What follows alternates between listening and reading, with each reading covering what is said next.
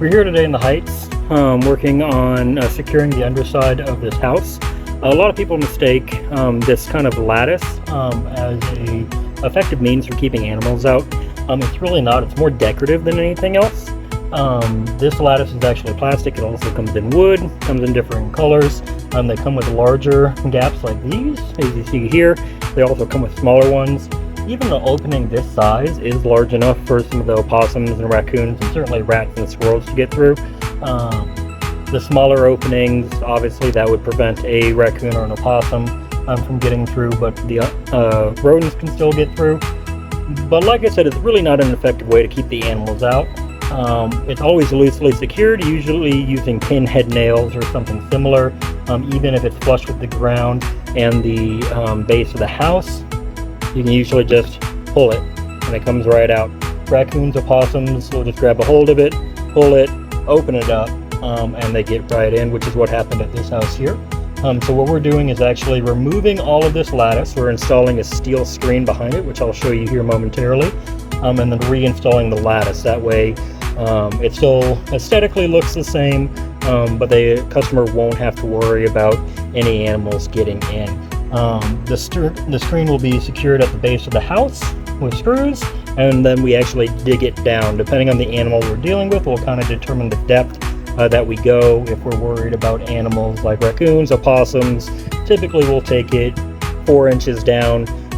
If it's something like armadillos or skunks that we're worried about, we'll actually use an additional product that'll go about 15 inches deep to make sure that they can't dig under. Let's go check out the other side, and you can see the screen that's being installed and the screen that is already in place with the lattice back in front of it. So here we are at the front of the house. We're not done working and installing everything yet, but we're kind of midway through. We've already removed the lattice, as you can see right there. That's been removed. We've kind of dug a trench around the perimeter of the house. We've actually installed and secured the screen. This is a 1/4 inch 23 gauge galvanized steel screen, more than adequate enough to keep the animals out. Like I said previously, it's fixed to the house right here with screws. We have Tapcon screws into the supports. That way you don't have to worry about raccoons or animals like that pulling it off, and it's dug down about 4 inches. We'll bury that when it's done.